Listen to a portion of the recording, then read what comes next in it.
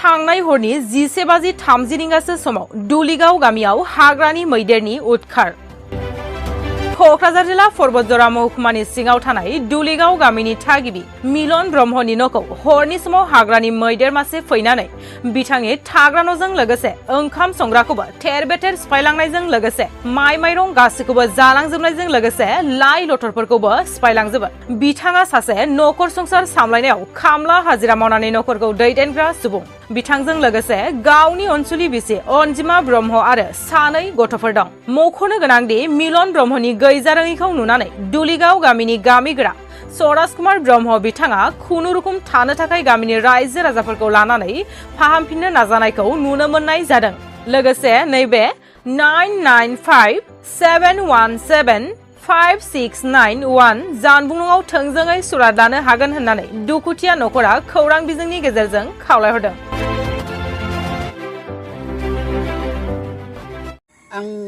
आंनि नामा सराज कुमार ब्रह्म। आं बे गामिनि सरकारि गावबुरा। आं दा बर्तमान दासिमबो सरकारि गावबुरा हिसाबैनो दङ। बे खामानिखौ आं दा मावगासिनो दं। दा नोंथांमोननि नैबे दुलिगाव गामियाव थांनाय हराव जे हाग्रानि मैदेरा नैबे नोंथांमोननि गामियाव गोबां उदखार खालामनायजों लोगोसे नैबेनि थागिबिनि न'खौहाय जेरै सिफायलांजोबदों, बे बेलायाव मा बुंगोन? बेथ' जाथाया नंगौ। दिनै हराव प्राय 11:30 समाव मैदेरा फैनानै नैबे जोंनि गामिनिनो मिलन ब्रह्मनि न'खराव फैनानै दा बेनि न'खौ नुगासिनो दं नोंथांमोना। दा बेखौ नाख्रेबनानै माबादों आरो मानसिया बेहाय खुनुरुखुम नैबे गंसे सिफायबाय थानाय समाव थाल मोननानै एसे गाव न'निफ्राय दर खेवनानै एसे नाहरबा जिनिसखौ नुनानै गिनानै खारनलांनो हादों। गथ' गथाय सानै दंमोन, बेखौ लानानै दस्रा न'खराव लोरिलांनो हादों। दा बियो बिनि न'खरखौथ' सिफायलांजोब्बाय, गाख्रेबनानै माबालांबाय आरोखि। दा थानोबो जायगा बेहा दा बर्तमान बिराद उसुबिदा जानानै दं। न'आ बोख्लाबजोब्बाय। दा आं बेखायनो एसे नैबे नोंसोरनि बे मिडियानि थ्रुयै बुंनो लुगैयो जे जों हयथ' बहाय नैबे फरेस्टनि माबाखौ जों खबर हरदोंमोन। खबर हरबाबो बिसोर फैदोंबाबो बिसोर इसेबां रिसपन्स होआखै आरो दायित्वबिहीन बायदि खामानि मावदों बिसोरो। जा बिसोरो गावसोरनि डिउटिखौ मावनांगौमोन बेखौ मावाखै। बेवहाय जोङो दुखु मोनदों एसे। आरो आं बेखौनो बुंनो लुबैयो बे मिडियानि थ्रुयै जाहाथे बिनि बिसय बिसोरो मानो एक्सन लाया, बेबायदियाव मानो दायित्वखौ बुजिया, बेखौ एसे तदन्त खालामनानै नायोबा थिग जागौ। मानसिफ्रानो फैबाबो गावसोरसो फासयलाबायनानै थायो।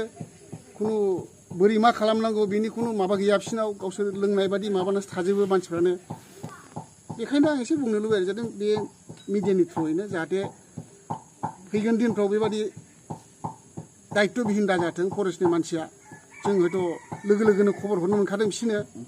बेखायनो जाहाथे सांग्रां जानानै बेफोरबायदि बिपद समाव होबथाफैयो बा मोनसे सहाय खालामफैयो।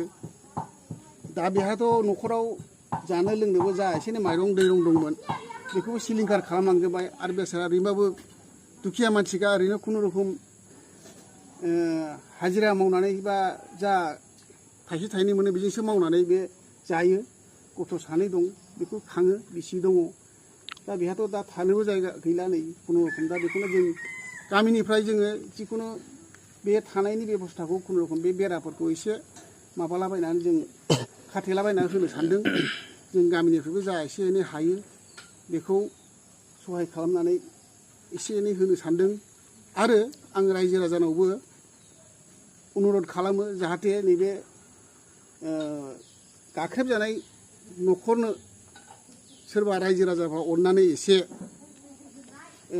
हागौमानि एसे एनै सहायता खालामनाय रां, जेनेबा सोरबा 100, 200, 500 जा हायो बेखौ जाहाथे बयबो मदद खालामलायो। आरो आं सरकारनावबो अनुरद खालामो बेनि थाखाय जाहाथे थानायनि बेबस्थाखौ जाहाथे खालामफिनो। किसु एसे रां होनानै बा जिखुनु सहायता खालामनानै बिनि थानायनि सुबेबस्थाखौ खालामफिननो हानाय, बेखौ आं खालामजानो लुबैयो।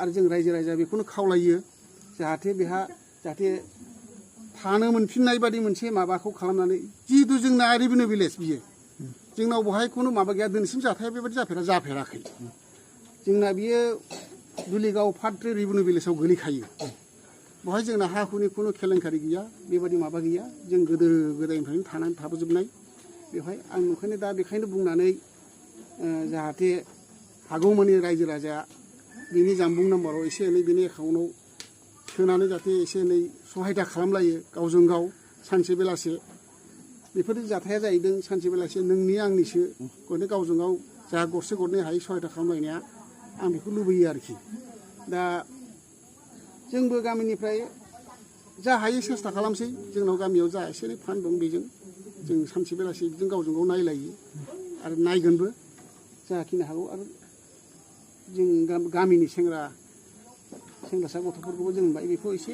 बेराफोरखौ माबाना होदो रिपेयार खालामना होदो आरो बेजों लोगोसे जाहाथे सरकाराबो अननानै जोंनि बे फरेस्टनि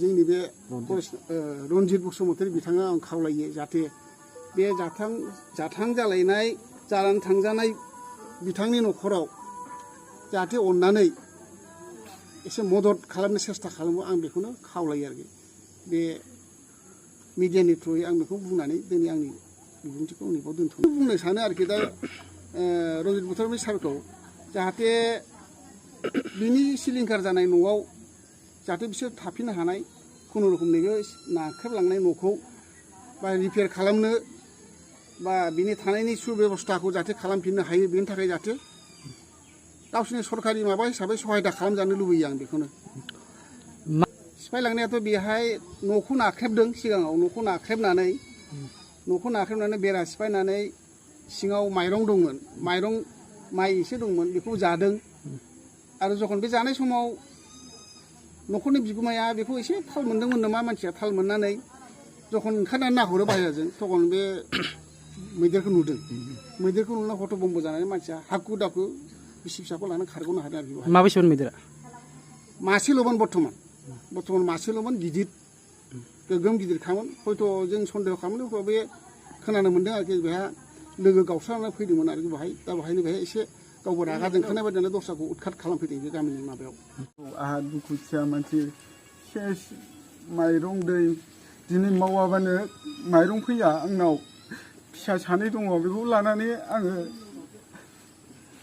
मावनानै खस्थ' सेरसे सेरनै बुथुमनानैसो जायोमोन बेखौ रायजोफ्रा अनसुंथाइ हरोबा आं गोजोननाय मोनगौमोन औ होदों आङो दा नोंहा न'खराव मा खहा जालांजोबखो आरो आंनि न'खराव न' बायलांजोब्बाय माइरं एसे सेरसे सेरनै बायनानै माबानायखौबो जालांजोब्बाय आं थानो जायगाबो गैला दा बे अखानि समावहाय नों दा माबोरै थागोन औ अखानि समावबो दा रायजोफोरखौ एसे खाथु खुथुबाबो थाथुमसै होननानै आङो हांख्रायनानै लेंहरदों सारा अननानै अनसुंथाइ हरनांगोन गैयि मानसिखौ नुनानै जेबो उफायानो गैया माइरं जोङो खाजिरा मुजिरा मावाबानो मोनजाया बेखौबो जालांजोबोबा दा जों माखौ जानानै थागोन गरसेबो माइरंआनो गैया दा जानोनो होनबा मारै बिसि फिसाया थांनानै थागोन आंहालाय सानैल'नो